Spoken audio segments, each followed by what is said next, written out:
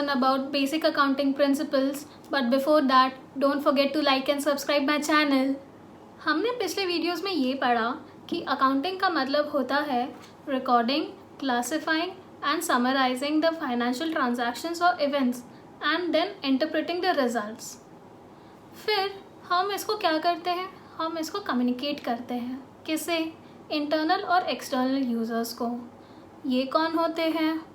Investors, management, creditors, suppliers, tax authorities etcetera.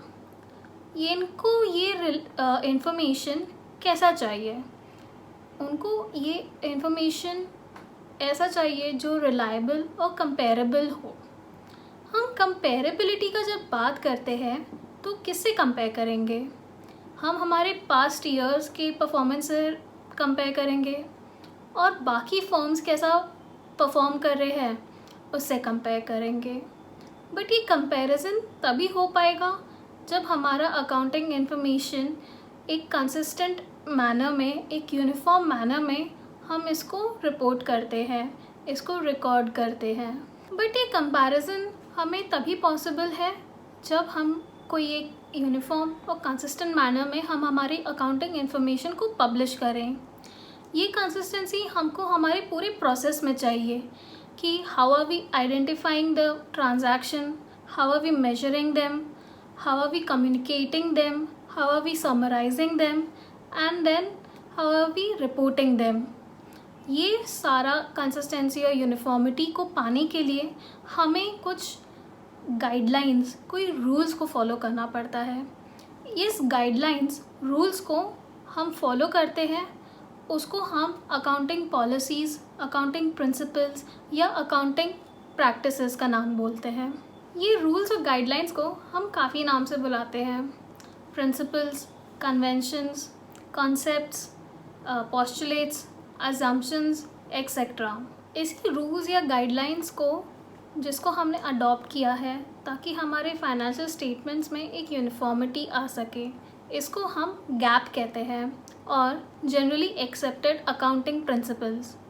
This gap has been evolving over a long period of time on the basis of past experiences, customs and usages, or statements by professional bodies or regulations by government agencies.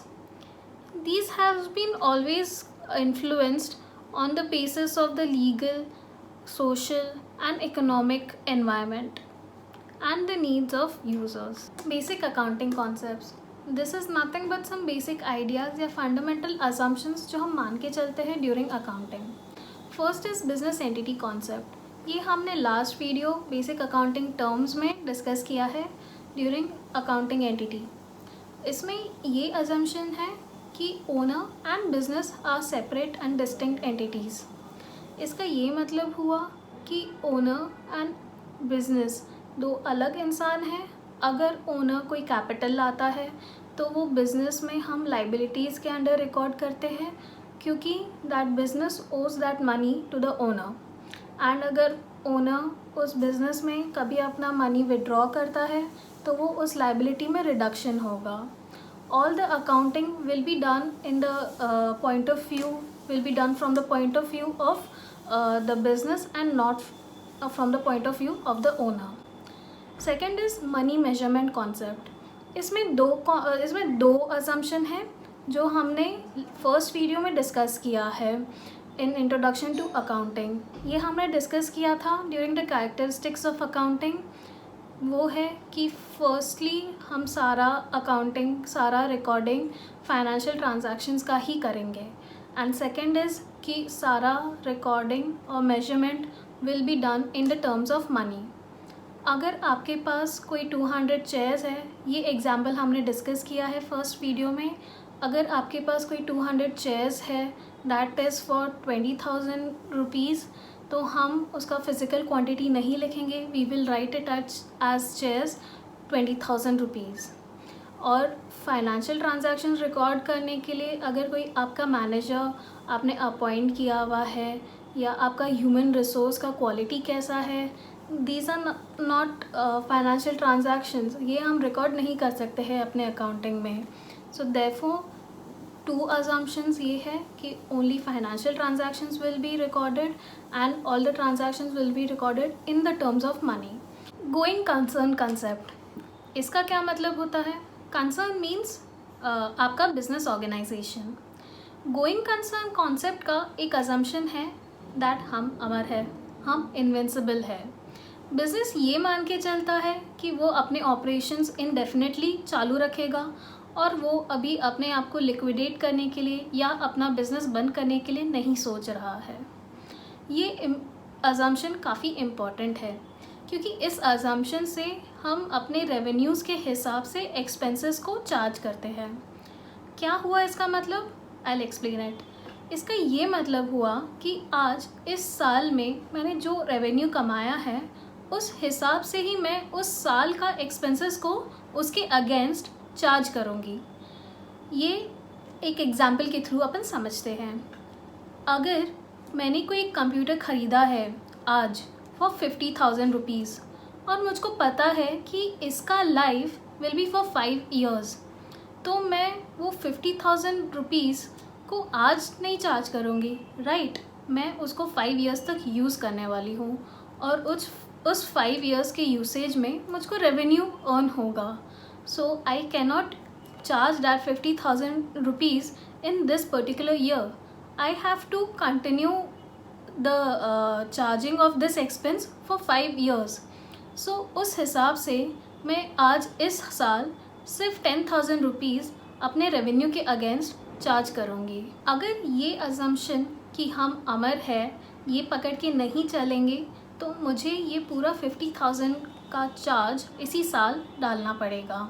Since मैं ये assume कर रही हूँ कि I am not going to liquidate my business, I am not going to close down my business, तो मैं ये अपना 50,000 रुपीज़ का एसेट को ओवर द 5 years के पीरियड में मैं इसको एक्सपेंस आउट करते जाऊँगी. Accounting period concept. Accounting period का मतलब क्या होता है? Accounting period is a period of time जिसमें हम हमारा फाइनेंशियल स्टेटमेंट बनाते हैं. उस पीरियड में हमने कितना प्रॉफिट एंड लॉस कमाया है या at the end of that period हमारा असेट्स और लाइबिलिटीज़ का पोजीशन क्या है. ये accounting period is nothing but वो हमें एक टाइमली इंफॉर्मेशन पब्लिश करने में हेल्प करता है.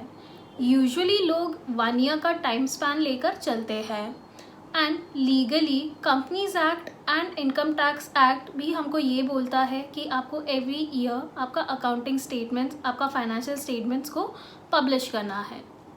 लेकिन कभी कभी कोई सिचुएशन में ऐसा होता है कि आपको बीच में भी पब्लिश करना पड़ता है आपका फाइनेंशियल स्टेटमेंट. फॉर एग्जाम्पल, अगर आपका कोई एक पार्टनरशिप फर्म है एंड आपका एक पार्टनर रिटायर हो रहा है या उनका डेथ हो गया है, ऐसे सिचुएशन में आपको on that date of retirement और डेथ आपको आपका इंटरिम फाइनेंशियल स्टेटमेंट बनाना पड़ता है. अगर आप कोई कंपनी है जिसके स्टॉक या शेयर्स लिस्टेड है स्टॉक एक्सचेंज में, तब आपको रिक्वायरमेंट होता है कि आप क्वार्टरली अपने फाइनेंशियल स्टेटमेंट्स को पब्लिश करें. Cost concept. कॉस्ट कंसेप्ट का ये मतलब होता है कि आपकी जितने भी असेट्स हैं in your books of accounts, आप उसको उसके परचेज प्राइस पे रिकॉर्ड करेंगे. इसका ये मतलब हुआ कि आप उसके जितने भी कॉस्ट है उसको यूसेज में लाने तक के आप उसको सारा इंक्लूड करेंगे. That is your cost of acquisition, cost of transportation, cost of installation etcetera. Cost concept is nothing but historical in nature. अगर आपका कोई एक बिल्डिंग है जो आपने 2 लाख रुपीज़ में ख़रीदा है तो हम वही कॉस्ट को अपने फाइनेंशियल स्टेटमेंट्स में रिफ्लेक्ट करेंगे. ये ऑब्जेक्टिव है इन नेचर क्योंकि हम इसको हमेशा वेरीफाई कर सकते हैं उसके परचेज डॉक्यूमेंट से, लेकिन हम इसको हमारे मार्केट प्राइस में नहीं दिखा सकते हैं क्योंकि मार्केट प्राइस हर साल चेंज होता है एंड ऑल्सो वो वेरी करता है from person to persons worth. इसके कारण एक लिमिटेशन आता है कॉन्सेप्ट का, क्योंकि हम इसको मार्केट वैल्यू में नहीं रिफ्लेक्ट करते हैं हमारे फाइनेंशियल स्टेटमेंट में, तो ये हमको एक ट्रू एंड फेयर पिक्चर नहीं दिखाता है आपके फाइनेंशियल स्टेटमेंट का, because it may have some hidden profits in it. Dual aspect concept, this is the foundation of accounting, it is the basic principle of accounting. Dual aspect concept ये बोलता है that every transaction has a twofold effect, it has a dual effect. This is basically Newtonian in nature. That means every action has an equal and opposite reaction. अगर आप कोई चीज़ ले रहे हैं तो हम कुछ दे भी रहे हैं। What in Hindi we says लेन देन। हमने पिछले वीडियो में बेसिक अकाउंटिंग टर्म्स के वीडियो में ये देखा था कि राहुल ने एक नया बिजनेस खोला है नेम धर्मा ट्रेडर्स। वहाँ उसने 5 लाख का कैपिटल लेके आया था इन धर्मा ट्रेडर्स। सो बिज़नेस अकाउंटिंग के हिसाब से उस बिज़नेस में 5 लाख रुपीज़ कैश आया एंड एक लाइबिलिटी चढ़ा for Rahul of rupees 5 lakh. See the two fold effect, the coming of cash and the rising of liability in the name of Rahul.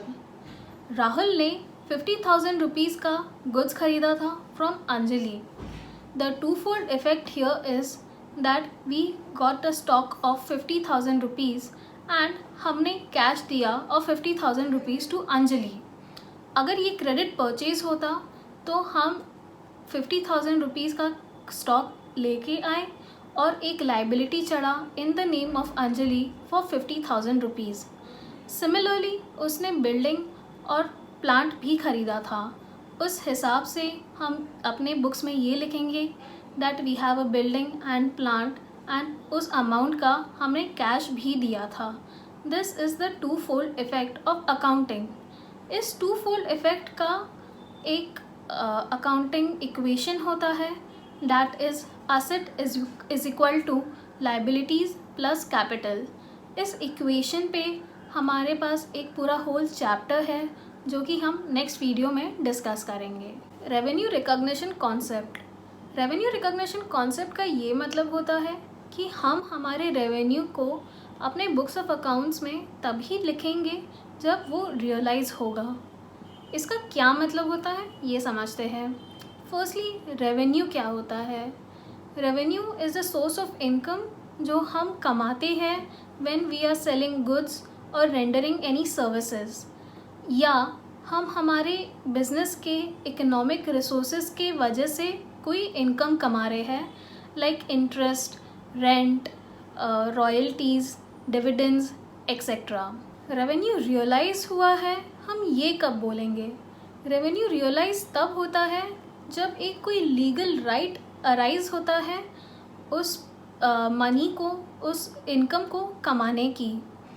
अगर आपने कोई सेल किया है जो कि क्रेडिट सेल है, हमने आज उसको बेच दिया है बट हम उसका मनी, उसका कैश हम बाद में रिसीव करेंगे। दैट डजंट मीन कि 1 महीने बाद जो हम वो मनी को रिसीव करेंगे that is when my sale has been realised. Sale आज हो गया है तो हम आज ही उस सेल को रिकग्नाइज़ करेंगे as my revenue. As for rent, interest, ये सब टाइम पीरियड के हिसाब से यील्ड होता है। अगर मार्च मंथ के महीने का रेंट मुझको अप्रैल में मिलता है, दैट डजंट मीन कि मुझको वो रेंट अप्रैल में मैंने कमाया है। दैट मीन्स क्योंकि मैंने आज वो सर्विस को दिया है, मार्च महीने का सर्विस है, so that will be included in this year of accounting and not in the next year of accounting. लेकिन इस रेवेन्यू रिकग्निशन का एक एक्सेप्शन होता है, that is for contract work. जैसे कोई कंस्ट्रक्शन वर्क हो रहा हो, हम रेवेन्यू को उस हिसाब से रिकग्नाइज़ करते हैं जिस हिसाब से हमारा कंस्ट्रक्शन का काम कंप्लीट होते जाता है। उस हिसाब से हम हमारे अकाउंटिंग के बुक्स में अपना रेवेन्यू को रिकग्नाइज़ करते हैं। मैचिंग कॉन्सेप्ट, मैचिंग कॉन्सेप्ट का ये मतलब हुआ कि आज इस अकाउंटिंग पीरियड में मैंने जो भी रेवेन्यू कमाया है उसके हिसाब से ही मैं अपने एक्सपेंसेस को रिकॉर्ड करूँगी। इसका ये मतलब होता है कि अगर इस साल मैंने 1 लाख रुपीज़ का रेवेन्यू कमाया है और उस 1 लाख रुपीज़ के रेवेन्यू कमाने में मेरे जितने भी एक्सपेंसेस लगे हैं वो मैं इस अकाउंटिंग पीरियड में रिकॉग्नाइज़ करूँगी। अगर कोई एक्सपेंस है जिसका मैंने पेमेंट नहीं किया है बट वो एक्सपेंस इस साल के रेवेन्यू कमाने में वो यूज़ हुआ है, तो वो एक्सपेंस को मैं अकाउंट फॉर करूँगी। जैसे अगर कोई सैलरी या रेंट मार्च के महीने में यूज़ हुआ है, लगा है, but I have not paid that yet, that doesn't mean कि मैं उसको इस साल के इसमें रिकॉर्ड नहीं करूँगी। Since that expense has been used in my earning of revenue, that will be recorded in this accounting period. Also कोई asset का depreciation को हम उस हिसाब से ही इस accounting period में account for करेंगे। जैसे मैंने समझाया that कोई कंप्यूटर जो मैंने लिया of 50,000 rupees that will be used for 5 years. Since इस साल में मेरा वो 10,000 का एक्सपेंस मैंने इनकर किया है in my earning of the revenue, मैं इस साल में उस 10,000 रुपीज़ को ही अकाउंट फॉर करूँगी। ऑल्सो लेट्स अंडरस्टैंड कि मैंने वो 1 लाख का revenue for example sale of goods के द्वारा मैंने कमाया है। मैंने सेल ऑफ गुड्स इस साल का है 1 लाख रुपीज़, तो उतना ही गुड मैं अकाउंट फॉर करूँगी जितना मैंने बेचा है। मतलब अगर मैंने इस साल 2 लाख का गुड्स ख़रीदा है, दैट डजंट मीन कि वो पूरा का पूरा परचेज़ इस साल रिकग्नाइज होगा। दैट मीन्स कि मेरे पिछले साल का अगर कोई स्टॉक है जो मैंने इस साल बेचा होगा, that will be accounted for. इस साल का जितना मैंने परचेज़ किया है that will be accounted for. लेकिन इसमें से कुछ प्रोडक्ट्स, कुछ गुड्स जो बच गए हैं दैट विल बी एक्सक्लूडेड, क्योंकि मैंने उसको नहीं बेचा है, मैंने उससे कुछ कमाया नहीं है। दैट इज़ वाई मेरा closing stock will be deducted.